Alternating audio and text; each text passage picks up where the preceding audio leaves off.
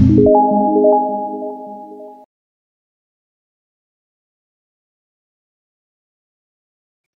Friends, welcome to चरक संहिता lecture series.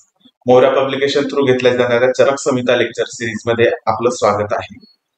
चरक संहिता lecture series हा संहिता अध्ययन जो तुमच्या फर्स्ट इयर BMS ला संहिता अध्ययन हा पार्ट आहे किंवा जो टॉपिक आहे किंवा विषय आहे त्यातलाच एक पार्ट आहे. संहिता अध्ययन मध्ये तुम्हाला काय शिकायला मिळणार आहे? संहिता अध्ययन मध्ये तुम्हाला संहिता म्हणजे काय असतात, आयुर्वेदाचे जे मूलभूत ग्रंथ आहेत, जे बेस आहेत ते काय आहेत, त्याच्यातले जे महत्वाचे 3 ग्रंथ ज्यांना बृहत्त्रयी म्हटलं जातं, चरक संहिता, सुश्रुत संहिता आणि वाग्भट यांनी रचित अष्टांग संग्रह किंवा अष्टांग हृदय संहिता, या 3 आचार्यांच्या चरक, सुश्रुत, वाग्भट यांच्या रचना ज्या आहेत, ज्यांनी लिहिलेले जे ग्रंथ आहेत किंवा यांच्या थ्रू आपल्याला मिळालेले जे ग्रंथ आहेत ते 3 ग्रंथ बृहत्त्रयी म्हणजे जे सगळ्यात महत्वाचे जे ग्रंथ आहेत, आयुर्वेदाचे मूलभूत जे ग्रंथ आहेत ते आपल्याला बघायला मिळतात. त्यातले जे 2 ग्रंथ आहेत त्यात चरक संहिता आणि अष्टांग हृदय ह्यातले काही पार्ट आपल्याला संहिता अध्ययन पार्ट 1 जो फर्स्ट इयरचा सिलेबस आहे त्याच्यात आपल्याला बघायला मिळतं. तर बेसिकली हे ग्रंथ काय, तर हे ग्रंथ आपल्याला ह्याच्याबद्दल आपल्याला जर माहिती घ्यायची असेल तर ग्रंथ किंवा संहिता याचा अर्थ काय होईल की कुठल्याही विषयाबद्दल माहितीचा संग्रह जिथे केला जातो, कुठल्याही विषयाबद्दल माहितीचा संपूर्ण माहितीचा संग्रह जिथे केला गेला आहे त्याला संहिता म्हटलं जातं.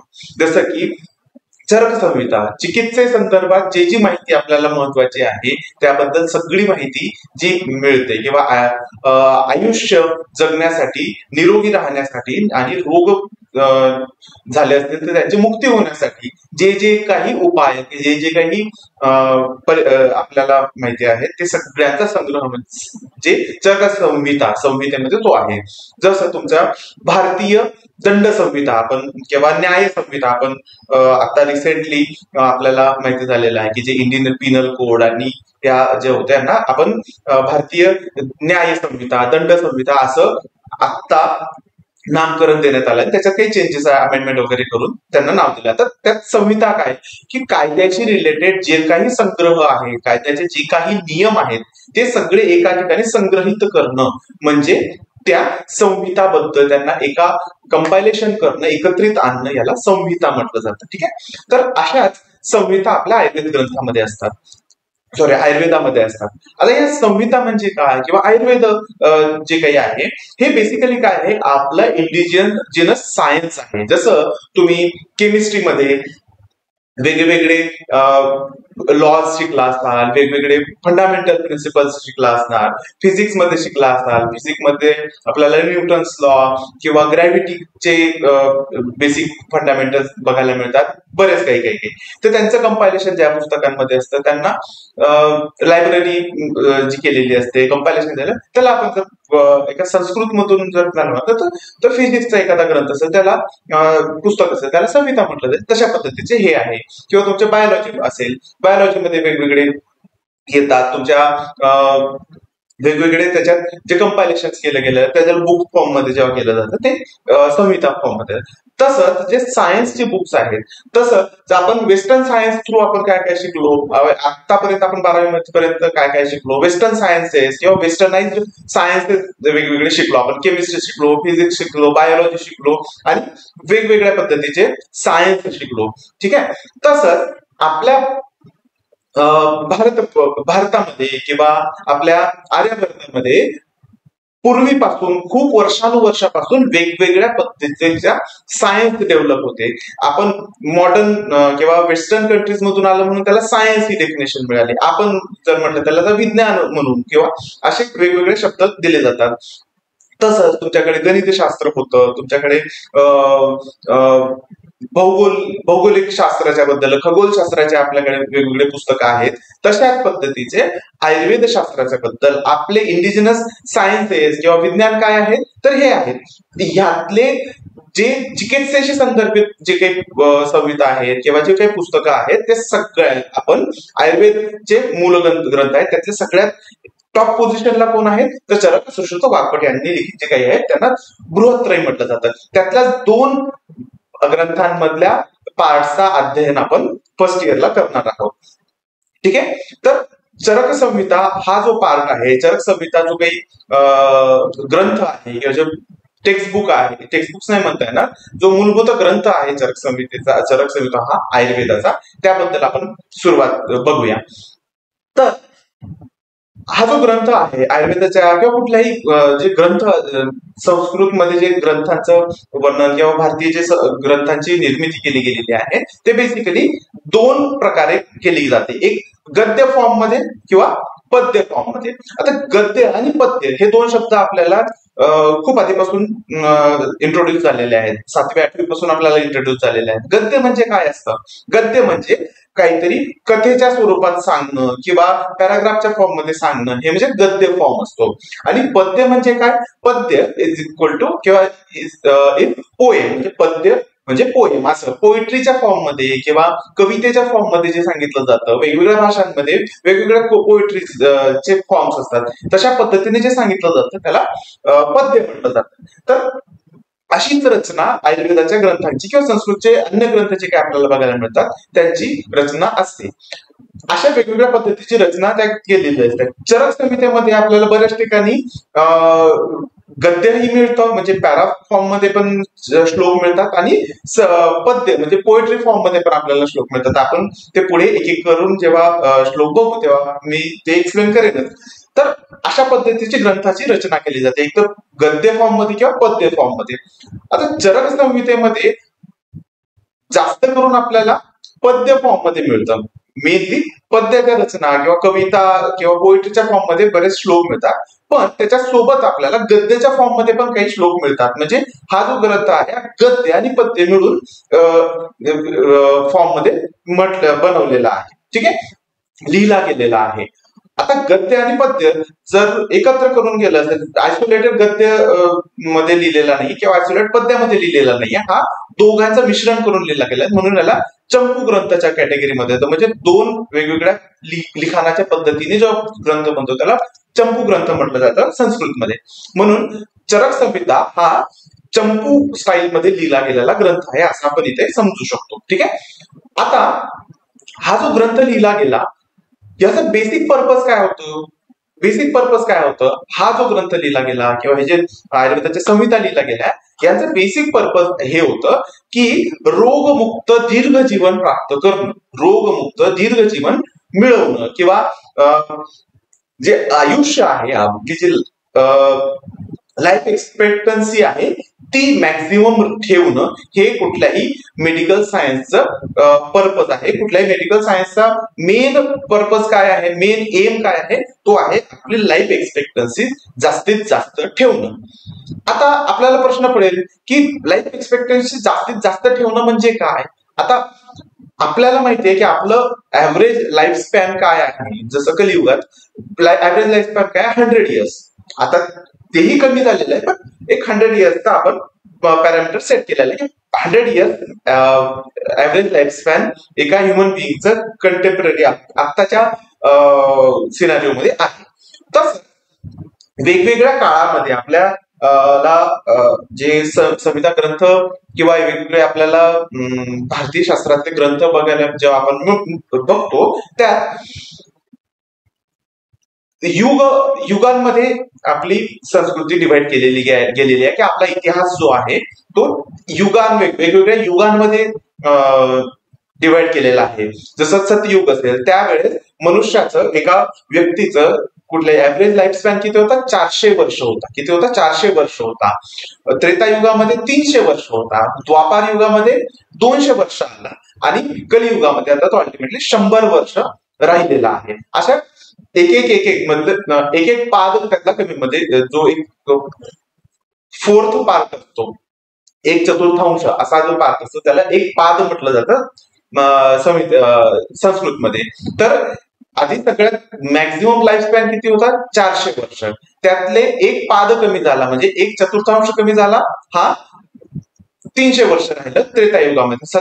सतयुगामध्ये सगळ्यात जास्त लाईफ एक्सपेक्टन्सी, त्रेतायुगामध्ये त्याच्यापेक्षा 100 वर्ष कमी झाली, द्वापार युगामध्ये अजून 100 वर्ष कमी झाली आणि कलियुगामध्ये त्यातली अजून 100 वर्ष कमी होऊन 100 वर्ष राहिलेली आहे.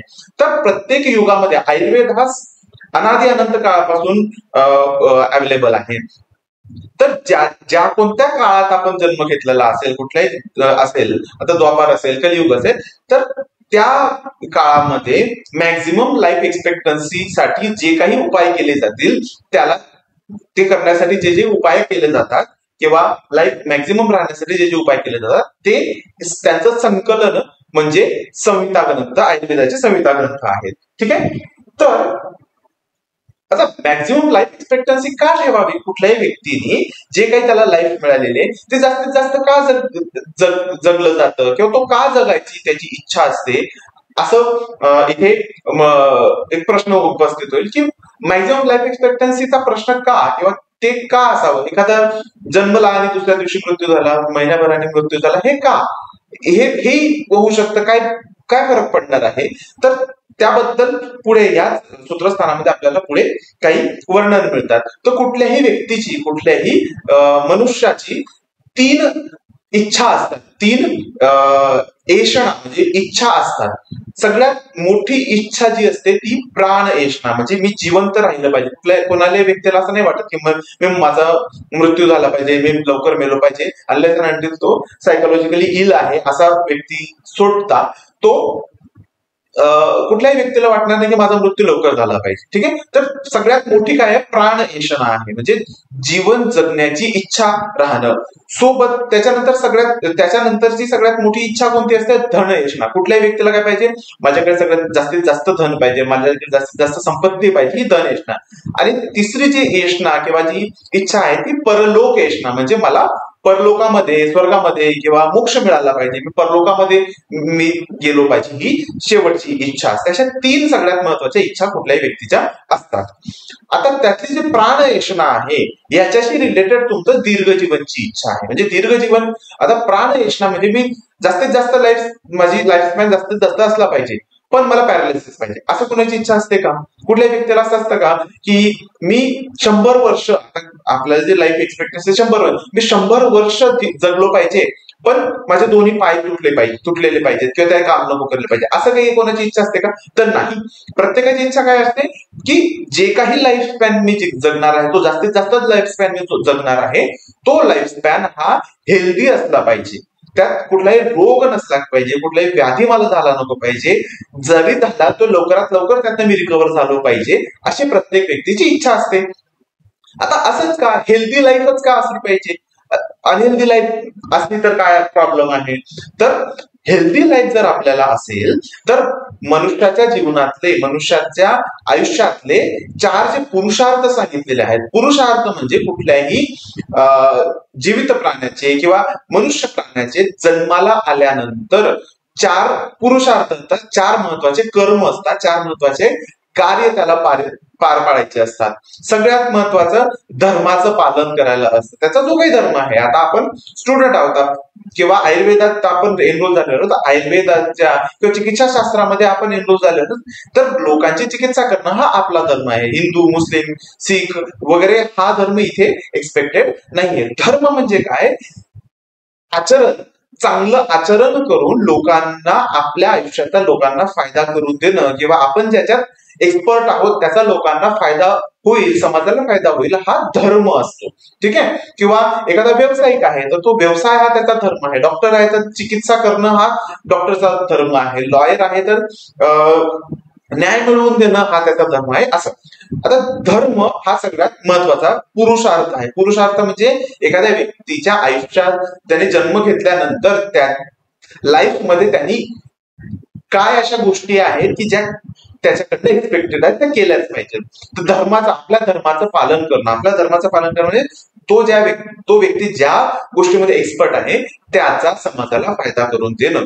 ठीक आहे. अर्थ, आता अर्थ म्हणजे काय, संपत्ती मिळवणं किंवा आपल्या उदरनिर्वाहासाठी किंवा आपण जो धर्म पालन करणार आहोत त्याच्या निर्वहनासाठी संपत्ती मिळवणं, म्हणजे एखादा डॉक्टर आहे पण त्या डॉक्टरकडे चिकित्सा करण्यासाठी सामग्रीच नाही आहे, त्या डॉक्टरकडे औषधच नाही आहे, त्या डॉक्टरकडे स्टेथोस्कोप घ्यायला पैसे नाहीयेत, तर काय अर्थ त्यात, तो काहीच इनपुट देऊ शकणार नाही. तर ते मिळवण्यासाठी जो काही खर्च होणार आहे त्याच्यासाठी जी संपत्ती लागणार आहे त्याला अर्थ, म्हणजे धर्माचं पालन करणं, अर्थ अर्जन करणं, हे दोन झाले. काम, काम म्हणजे ज्या गोष्टी त्याच्याकडे आहे, जी संपत्ती आहे, ज्या काही वस्तू त्याच्याकडे, त्याचा उपभोग करू शकणं, हे काम मध्ये. काम म्हणजे फक्त सेक्शुअल डिझायर हा येत नाही. आपल्या ज्ञानेंद्रियां थ्रू, कर्मेंद्रियां थ्रू कुठल्याही आपल्या जवळ असलेल्या वस्तूंचा उपभोग घेणं आणि त्याचा स्वतःच्या दीर्घ जीवनासाठी उपयोग करून घेणं हा काम असतं. आणि अल्टिमेटली ह्या तीन पुरुषार्थांचा जर त्यांनी प्रॉपरली उपयोग केला तर अल्टिमेटली त्याला मोक्ष, म्हणजे जीवन मरणाचा जो फेर आहे त्यातनं मुक्ती मिळते, हा मोक्ष असतो. तर हे आपल्याला बघायला मिळतं. ठीक आहे. तर बेसिकली लॉंग लिव्हिंग जर आपल्याला हवं असेल, दीर्घ जीवन आपल्याला जर हवं असेल, तर दीर्घ जीवन का पाहिजे, त्याच्या मागे हे कारण आहेत. सगळ्यात महत्वाचं, जे काही तुमची जन्माला आल्यानंतर दीर्घ जीवन, आपल्याला निरोगी दीर्घ जीवन प्राप्त मिळतं. आता हे जे दीर्घ जीवन आहे हे सगळ्यात का महत्वाचं आहे, कारण की मनुष्याच्या तीन सगळ्यात महत्वाच्या की तीनच ऐशना की तीनच इच्छा महत्वाच्या असतात. प्राण ऐशना, जिवंत राहण्याची इच्छा, धन प्राप्त करण्याची इच्छा आणि परलोक प्राप्त करण्याची इच्छा, या तीन इच्छा असतात.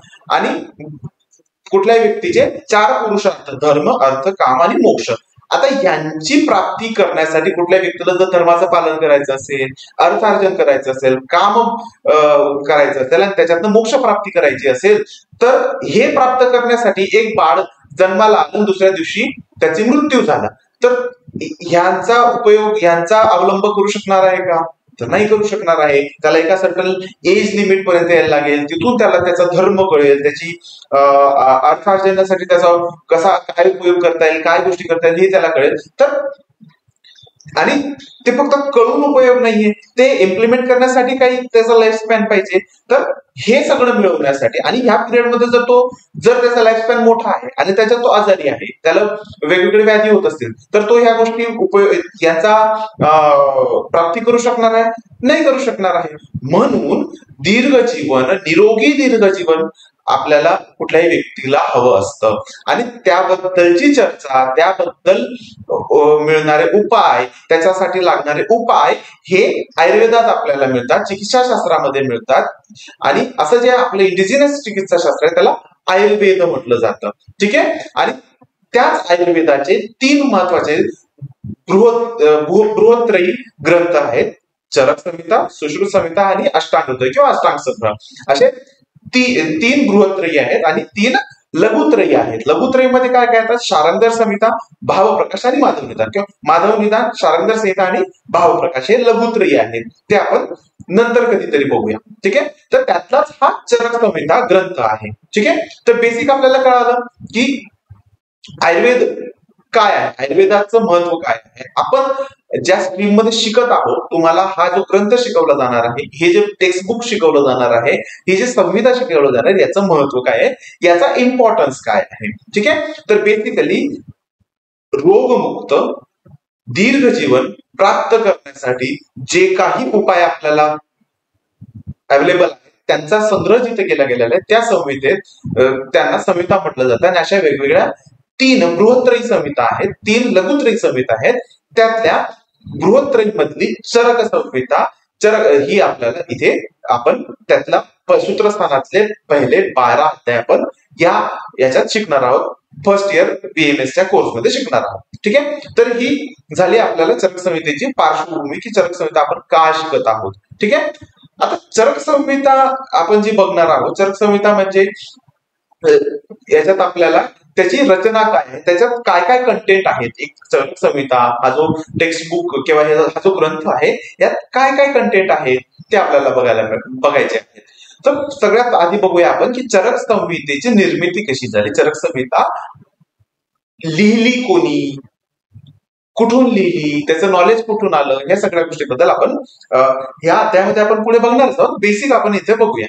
तर चरक संहिता हा मूळतः अग्निवेश तंत्र या नावाने ओळखला जाणारा ग्रंथ होता. सगळ्यात आधी जेव्हा लिहिलं गेलं, म्हणजे सुरुवातीला कसं होतं, सगळ्यात आधी काय होतं की आपण या अध्यायामध्ये बघणार आहोत, पण एक ब्रीफ बघूया की आधी गुरु शिष्य परंपरा होती. आताही गुरु शिष्य परंपरा आहे, पण आधी गुरु शिष्य परंपरा थ्रू गुरुनी सांगितलेले जे उपदेश होते ते शिष्य ऐकत होते. ते शिष्य सिनियर झाल्यानंतर ते आपल्या शिष्यांना सांगत होते, पण लिखित स्वरूपात कुठे अवेलेबिलिटी नव्हती. ठीक आहे, असं बऱ्याच ठिकाणी होतं. सगळ्यात आधी लिखित स्वरूपात रिटर्न फॉर्म मध्ये जर आयुर्वेदाचा ग्रंथ कोणी आणला असेल तर ते होते अग्निवेश. कोण होते?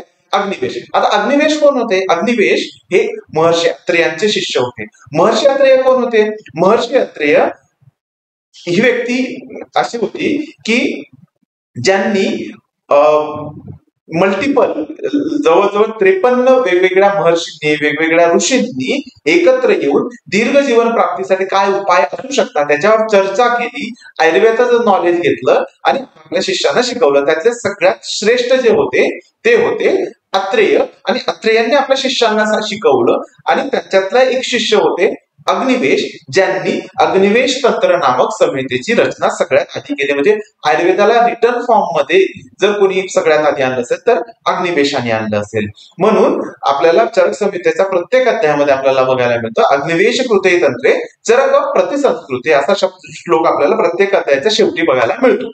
तर याचा अर्थ काय होतो? ज्या शास्त्राची, ज्या तंत्राची रचना अग्निवेशाने केली, म्हणजे अग्निवेशाने बनवलेलं अग्निवेश तंत्र, ज्याला पुढे जाऊन चरकांनी संस्कृत केलं, म्हणजे प्रतिसंस्करण त्याचं केलं, म्हणजे त्याचे नवीन एडिशन आणली, किंवा एडिटोरियल्स असतात ना, वेगवेगळ्या पुस्तकाचे एडिटोरियल्स असतात, तर तसं एडिटोरियल, नेक्स्ट एडिटोरियल जे आणलं अग्निवेश तंत्राचं नवीन एडिटोरियल जे आणलं, त्याच्यात काही अपडेट्स करून जे नवीन शास्त्र ग्रंथ आपल्याकडे जो मिळाला तो होता चरक संहिता. म्हणजे अग्निवेश, चरक संहिता बेसिकली काय आहे? अग्निवेश तंत्र आहे, ज्याचं प्रतिसंस्करण चरकांनी केलं आणि त्याला चरक संहितेचं नाव मिळालं. आता ह्या चरक संहितेमध्ये आपण जो काही अभ्यास करतो, आपल्याला जे काही माहिती मिळते, जो काही आपल्याला नॉलेज मिळतं, हे कशा फॉर्म मध्ये आहे? हे गुरु शिष्याच्या कन्व्हर्सेशनच्या फॉर्म मध्ये आहे. म्हणजे गुरु गुरु म्हणजे महर्षी अत्रेय जे आहेत ते आपल्या शिष्यांना शिकवत आहेत. शिष्यांना काहीतरी शंका येते की बाबा दीर्घ जीवनाच्या पर्याय काय आहे, दीर्घ जीवनाबद्दल माहिती आम्हाला द्या, दीर्घ जीवन मिळवण्यासाठी काय काय पर्याय असू शकतात याच्याबद्दल आम्हाला माहिती द्या, असा शिष्य आपल्या गुरूंना विचारतात. आणि मग गुरु त्यांना त्यांची माहिती देतात. अशा पद्धतीचं गुरु आणि शिष्याच्या मधलं कन्व्हर्सेशन फॉर्म मध्ये हा चरक संहिता ग्रंथ आपल्याला बघायला मिळतो. तर या संहितेमध्ये, चरक संहितेच्या ग्रंथामध्ये आपल्याला वेगवेगळे सूत्र बघायला मिळतात. सूत्र म्हणजे चरक संहितेमध्ये गुरु शिष्यांचं कन्व्हर्सेशन आहे, तर मग कुठेतरी गुरु सांगत असतील, कुठेतरी शिष्य विचारत असतील, असा कन्व्हर्सेशनचे सूत्र असतात. म्हणजे आपण जसं ग्रामरमध्ये बघतो की फर्स्ट पर्सन, सेकंड पर्सन अशा पद्धतीचे सेंटेन्सेस असतात ना, तशा पद्धतीचं इथे बघायला मिळतं की काही वाक्य गुरूंनी म्हटलेले आहेत, काही वाक्य अत्रेयांनी सांगितलेले आहेत, काही वाक्य त्यांच्या शिष्यांनी विचारलेले आहेत. असे वेगवेगळ्या पद्धतीचे वाक्य मिळतात, त्यांनाच आपण सूत्र म्हणतो. ठीक आहे, संस्कृतमध्ये कुठल्याही ओळीला सूत्र म्हटलं जातं, श्लोक म्हटलं जातं. श्लोकांना अजून प्रिसाइज शब्द असतात तर सूत्र म्हटलं जातं. ते जे सूत्र आहेत ते वेगवेगळे सूत्र आपल्याला, पद्धतीचे सूत्र आपल्याला बघायला मिळतात. ठीक आहे, तर ते कोणते कोणते सूत्र आहेत? तर पहिले सूत्र गुरुसूत्र आपल्याला बघायला मिळतात. कोणते? गुरुसूत्र म्हणजे जे गुरूंच्या मुखावाटे आलेले आहेत. गुरु कोण होते? महर्षी अत्रेय. गुरूंच्या मुखावाटे जे सूत्र येतात त्यांना गुरुसूत्र म्हटलं जातं. जे शिष्यानी काही शंका उपस्थित केल्या असतील किंवा शिष्यांनी काही इनपुट दिले असतील तर ते शिष्य सूत्र असतील. म्हणजे अग्निवेशाने जे काही शंका विचारल्या असतील तर ते शिष्य सूत्र असतात. तिसरे येतात प्रतिसंस्कर्ता सूत्र. आपण इथे बघितलं की अग्निवेश तंत्राला प्रतिसंस्करण चरकांनी केलं, तर प्रतिसंस्कर्ता सूत्र पण काही असतात. म्हणजे गुरु आणि शिष्य सूत्राच्या व्यतिरिक्त काही प्रतिसंस्कर्ता सूत्र बघायला मिळतात. जसं की काही ठिकाणी आपल्याला बघायला मिळतं की इथे अग्निवेश उवाच, म्हणजे इथे थर्ड पर्सन काहीतरी म्हणत आहे की अशा पद्धतीने अग्निवेशाने आपलं म्हणणं सांगितलं, किंवा इथे अत्रेय उवाच किंवा अत्रेय उवाच, अग्निवेश उवाच असं जेव्हा म्हटलं जातं तर त्या दोघांचं कन्व्हर्सेशन कोणीतरी तिसरा व्यक्ती सांगतोय की त्यांच्यात हे कन्व्हर्सेशन झालं होतं, की ते अशा पद्धतीने त्यांच्यात डिस्कशन झालं होतं. तर असे जे काही सूत्र असतात ते प्रतिसंस्कर्ता सूत्र असतात. आणि काही सूत्र असतात ते एकीय सूत्र या नावाने येतात. एकीय सूत्र म्हणजे काय की अग्निवेश, अत्रेय किंवा चरक यांच्या व्यतिरिक्त इतर कोणी जे आचार्य असतील, जसं की भद्रकाप्यांनी असं असं सांगितलं होतं. भद्रकाप्य नावाचे एक आचार्य होते किंवा कृष्ण अत्रेय नावाचे एक आचार्य होते, त्यांनी त्यांचं म्हणणं असं असं सांगितलं. म्हणजे जेव्हा समजा अत्रेयांचं आणि अग्निवेशांचं डिस्कशन चालू आहे, त्यात विषय निघतो की अत्रेय सांगतात की भद्रकाप्यांनी त्यावेळेस आमची जेव्हा चर्चा झाली तेव्हा असं असं त्यांचं वक्तव्य होतं. तर ते जे काही त्या एका तिसऱ्या आचार्यांनी सांगितलेले जे सूत्र असतं त्यांना एकीय सूत्र म्हटलं जातं. असे चार प्रकारचे वेगवेगळे सूत्र आपल्याला चरक संहिते मध्ये बघायला मिळतात, ते आपण वेळोवेळी बघणार आहोत. ठीक आहे, तर हे झालं आपल्याला सूत्र. आता आपण परत जाऊया की चरक संहितेच्या रचनेमध्ये कसं कसं डेव्हलपमेंट झाले. आपण सगळ्यात आधी बघितलं की सगळ्यात आधी चरक संहितेची रचना अग्निवेशाने केली लिखित स्वरूपामध्ये, पण त्यांना उपदेश कुठून मिळाला, त्यांना ते जे काही लिहिलं त्यांनी त्याचं नॉलेज कुठून मिळालं, तर ते महर्षी अत्रेयांकडून मिळालं. ते उपदेष्टा होते. आता ह्याच्यावर हे जे आपण टॉपिक बघत आहोत ना, याच्यावर तुम्हाला बरेच एमसीक्यू येतात.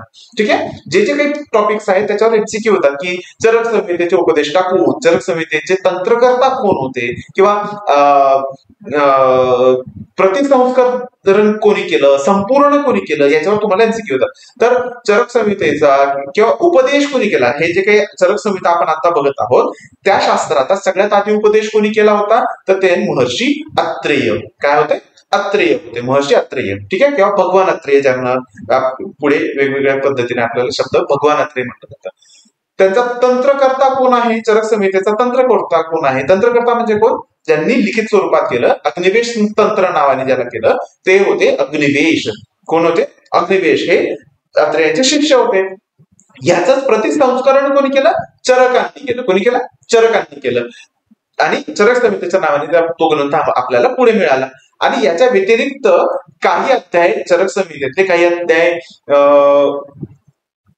कंप्लीट झाले नव्हते प्रतिसंस्करणामध्ये, किंवा ते काही काळानुसार गायब झाले होते किंवा हरवले होते असं, किंवा डॅमेज झाले होते. अशा जे काही अध्याय होते त्यांचं संपूर्ण म्हणजे चरक संहितेला कम्प्लीट फॉर्म, जी इनकम्प्लीट होती वर्षानुवर्ष किंवा काही वर्षांपूर्वी, त्यांचं कंप्लीट कोणी केलं? तर दृढबल.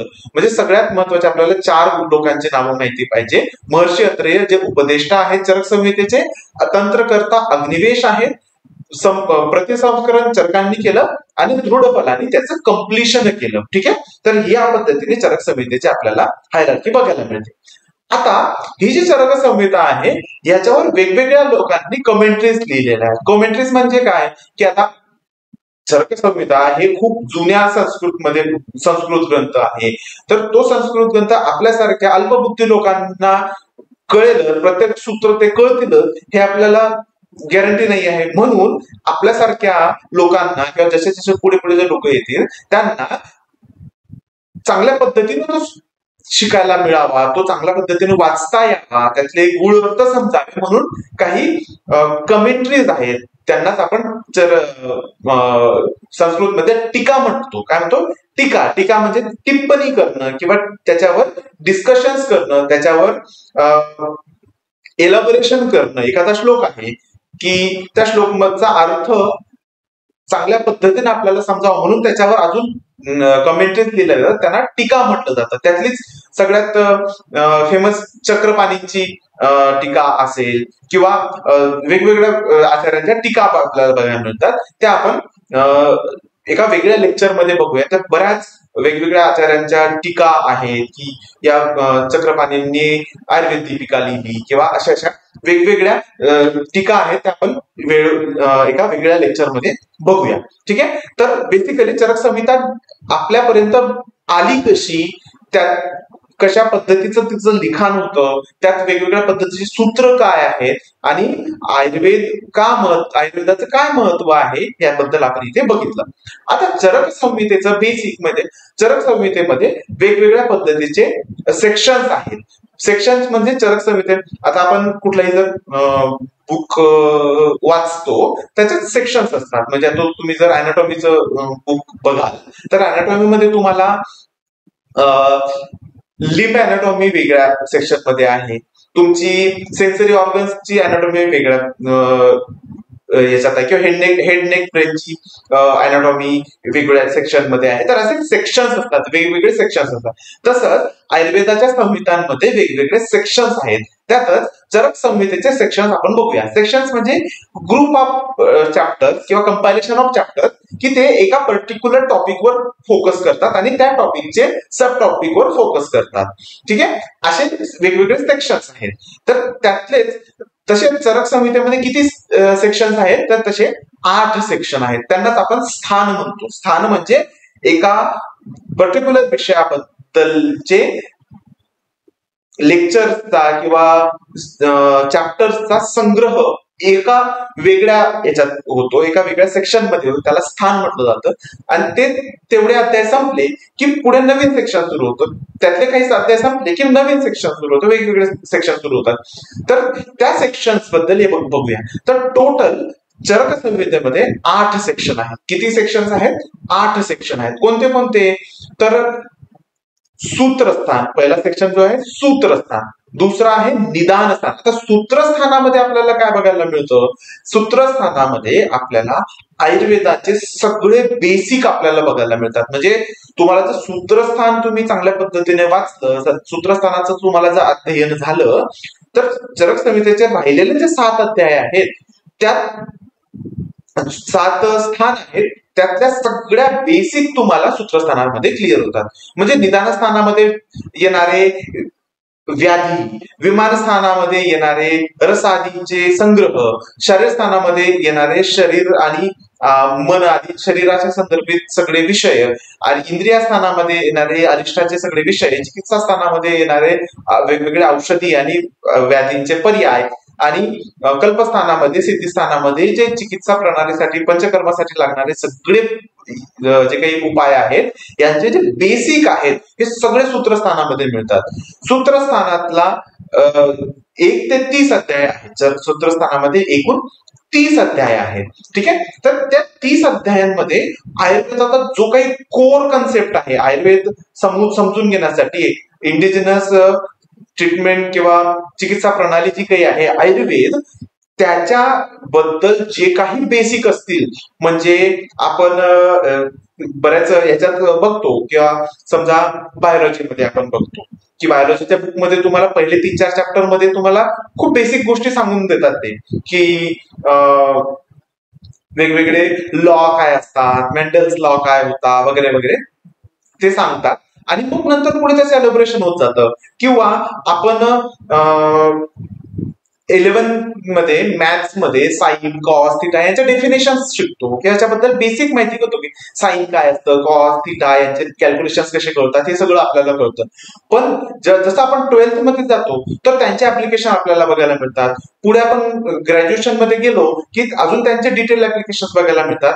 तशाच पद्धतीचं बेसिक म्हणजे एकदम बेसिक लेवलला की त्या गोष्टी तुम्हाला माहिती असल्या तर पुढचे विषय समजायला सोपे जातील असे जे काही बेसिक विषय आहेत ते सगळे तुम्हाला सूत्रस्थानामध्ये चरक संहितेच्या सूत्रस्थानामध्ये बघायला मिळतात. आता हे जे झालं सूत्रस्थान, त्याच्यात 30 अध्याय आहे. त्यातलाही जो पहिला अध्याय आहे, पहिल्या अध्यायामध्ये तुम्हाला सूत्रस्थानातले आणि चरक संहितेमधले जे जे काही विषय पुढे येणार आहेत त्या सगळ्यांचा अजून इसेन्स म्हणजे सगळ्यात कोर इसेन्स तुम्हाला सूत्रस्थानाच्या पहिल्या अध्यायामध्ये पण बघायला मिळून जातो. म्हणजे पहिला अध्याय या संहितेतलं सगळ्यात महत्वाचं किंवा सगळ्यात बेसिक क्लिअर करणारं, सगळ्यात बेसिक्स क्लिअर करणारं स्थान म्हणजे सूत्रस्थान. आणि त्यातलंही सगळ्यात अजून बेसिक्स, सगळ्यात महत्वाचे बेसिक्स जर असतील की सिंपल टर्म्स ज्या सगळ्यात महत्वाच्या आहेत त्या सगळ्या तुम्हाला सूत्रस्थानाच्या दीर्घजीवित अध्यायामध्ये पहिल्या अध्यायामध्ये बघायला मिळतात. त्या आपण पुढे बघू. निदान स्थानामध्ये काय मिळतं? निदान स्थानामध्ये तुम्हाला व्याधी बघायला मिळतात की 8 प्रकारचे ग्रुप्स ऑफ व्याधी, म्हणजे मल्टिपल पॅथॉलॉजीचा एक सिंगल ग्रुप म्हणजे फेब्राईल इलनेस, ज्वर निदान अध्याय हा बघायला मिळेल की सगळ्या प्रकारच्या जे काही फेब्राईल इलनेस असतील, ज्या ज्या वेगवेगळ्या आजारांमध्ये फिवर हा मेन फॅक्टर असतो, फिवर हे मेन प्रेझेंटेशन असतं, असे जे काही इलनेसेस आहेत त्या सगळ्या तुम्हाला त्यांच्याबद्दलचे बेसिक्स तुम्हाला ज्वर निदान अध्यायामध्ये बघायला मिळतात. म्हणजे तुम्ही टायफॉइड, मलेरिया, डेंग्यू सगळ्या पद्धतीचे जे काही आपण आता मॉडर्न मेडिसिनच्या भाषेत जर बघायला मिळालं, विचार केला तर ते सगळ्या पद्धतीचे जे काही फेब्राईल इलनेस असतात ते सगळे ज्वर निदानामध्ये मिळतील. जे ब्लिडिंग डिसऑर्डर्स असतात रक्तपित्त निदानामध्ये, जे जे काही तुम्हाला ब्लिडिंग डिसऑर्डर्स सगळे येतात ते रक्तपित्त निदानामध्ये येतात. जे ट्युमर्स किंवा ऍब्डॉमिनल ट्युमर्स, ऍब्डॉमिनल ग्रोथ किंवा अशा ट्युमर्स असतात त्याच्याबद्दल तुम्हाला गुल्म निदानामध्ये मिळाला. जे सायकोलॉजिकल डिसऑर्डर्स असतात त्या सगळ्या तुम्हाला उन्माद निदानामध्ये बघायला मिळतात. जे सीझर डिसऑर्डर्सचा सगळा ग्रुप आहे ते तुम्हाला अपस्मार निदान शिकायला मिळतं. तर अशा वेगवेगळ्या ग्रुप ऑफ डिझिजेसचे कंपायलेशन किंवा बेसिक शिकवणारे जे काही अध्याय आहेत ते तुम्हाला निदान स्थानामध्ये मिळतात. विमान स्थान म्हणजे काय आहे? विमान स्थानामध्ये तुम्हाला रस, स्रोतस, रसाचे वेगवेगळे कॉम्बिनेशन काय असतात, रस म्हणजे काय, षड्रस काय आहे, स्त्रोतस काय आहे, अशा व्हेरियस गोष्टींचं तुम्हाला तिथे वर्णन मिळतं. ठीक आहे. शारीर स्थान म्हणजे तुमच्या हे जे शरीर आहे, ही जी बॉडी आपल्याला मिळालेली आहे याच्याबद्दलच्या सगळ्या डिटेल्स, हे शरीर कसं निर्माण होतं, हे निर्माण होण्यामागे कारण काय आहे, हे शरीर असंच का निर्माण होतं, हे शरीर चालतं कसं, हे आपण जो जीव म्हणतो, जो प्राण म्हणतो तो काय असतो, आत्मा काय असतो, ते काय असतं, त्याच्याबद्दल सगळ्या डिटेल्स तुम्हाला शरीर स्थानामध्ये बघायला मिळतात. इंद्रिय स्थानामध्ये कुठल्याही रुग्णाला किंवा कुठल्याही व्यक्तीला अरिष्ट किंवा काय म्हणता येईल त्यांना की अशी लक्षणं, जी विकृत लक्षणं दिसतील की ज्याच्यानी त्या व्यक्तीचा मृत्यू जवळ आहे की किती लांब आहे, किती दिवसांनी त्याला मृत्यू येऊ शकतो, असे वेगवेगळे खूप एक्स्ट्रा ऑर्डिनरी सब्जेक्ट तुम्हाला इंद्रिय स्थानमध्ये बघायला मिळतात. हे झालं सूत्र पूर्वार्ध, चरकसंहितेचा पूर्वार्धातले हे अध्याय स्थान झाले.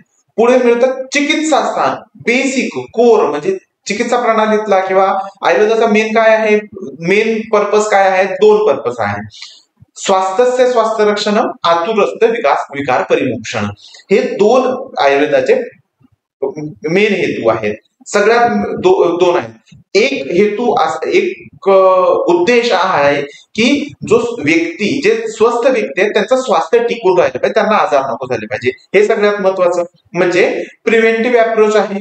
आणि एक आहे क्युरेटिव्ह अप्रोच, की जर कुठल्या व्यक्तीला बायचान्स आजारपण आलं तर त्याची चिकित्सा, विकारांचा परिमोक्षण व्हावं, असे 2 मेन उद्देश आयुर्वेद कुठल्याही शास्त्राचे असतात. म्हणजे तुम्ही मॉडर्न मेडिसिन मध्ये पण काय असतात, मेन दोनच तुमचे मेन उद्देश आहेत. एक प्रिव्हेंटिव्ह अप्रोच, आजार झालाच नको पाहिजे, जसं की कोविडमध्ये जर एक आपण बघितलं प्रिव्हेंटिव्ह मेजर्स काय होते, social distancing, mask, sanitizer, proper hygiene हे मेंटेन करणं, म्हणजे तुमचं प्रिव्हेंटिव्ह अप्रोच झाला, म्हणजे स्वास्थ्य रक्षण.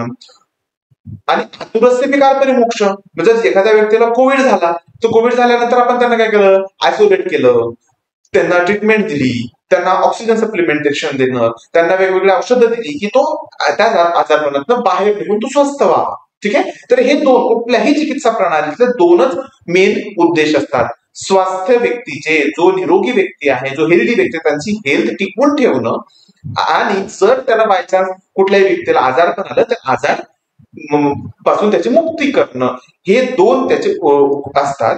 म्हणून इथे चिकित्सा स्थान, विकार जर झाला तर त्याची चिकित्सा कशी करावी याच्याबद्दल सांगतात. कल्पस्थान आणि सिद्धिस्थान, याच्यामध्ये तुम्हाला कल्पस्थान मध्ये काय येतं की जे काही बेसिक ट्रीटमेंटसाठी लागणारे जी काही औषधं आहेत ते आपण जेव्हा पुढे बघू, आता हे एवढं सगळं बघण्याची आपल्याला गरज आवश्यकता नाहीये फर्स्ट इयरचे स्टुडंट म्हणून. कल्पस्थान म्हणजे वेगवेगळ्या पद्धतीचे फॉर्म्युलेशन कसे बनवले जातात, म्हणजे कुठलंही औषध घेण्यासाठी त्याचे फॉर्म्स कसे घेऊ शकतो, म्हणजे एखाद्या औषधाला आपण पावडर फॉर्म मध्ये पण घेऊ शकतो, एखाद्या औषधाला औषधात जेवणामध्ये घालून त्याचं जेवणाची भाकरी बनवून खाऊ शकतो, किंवा त्याची पुरी बनवून खाऊ शकतो, त्याला शिजवून खाऊ शकतो. अशा पद्धतीचे वेगवेगळे वेगवेगळे फॉर्म्युलेशन कसे बनवतात हे कल्पस्थानमध्ये बघायला मिळतात आपल्याला. आणि सिद्धिस्थानमध्ये कुठलेही जे पंचकर्म आपण शिकतो, चिकित्सा करण्यासाठी पंचकर्म जे केले जातात, शोधन असेल, शोधनामध्ये किंवा वमन असेल, विरेचन असेल, बस्ती असेल, त्यांचे वेगवेगळे पर्याय असतील, वेगवेगळे टाईप्स असतील, ह्यांचा प्रोसिजर प्रोटोकॉल्स काय असतात, ती प्रोसिजर कशी केली गेली पाहिजे, त्याच्यासाठी लागणारी सामग्री कशी असली पाहिजे, त्या सामग्रीचे इम्पॉर्टन्स काय आहे, त्याचे गुण कसे असले पाहिजे, त्याच्या क्वालिटीज काय असतात, याच्याबद्दल सगळी माहिती तुम्हाला सिद्धिस्थानामध्ये मिळते. म्हणजे आपण बेसिकली पॅकेज आपल्याला बघायला मिळतं की बेसिक पासून ऍडव्हान्स सगळ्या गोष्टी आपल्याला चरक संहितेमध्ये एकेका अध्यायामध्ये, एकेका स्थानामध्ये त्या एक स्टेप आपल्याला पुढे पुढे बघायला मिळतात. ठीक आहे, तर हे झाले तुमचे चरक संहितेमध्ये किती स्थान आहे, किती हे आहे, ठीक आहे, सेक्शन आहेत. आता हे जे सेक्शन्स आहेत यांना पर्याय दिलेले, यांचे नावाचे पर्याय आहेत.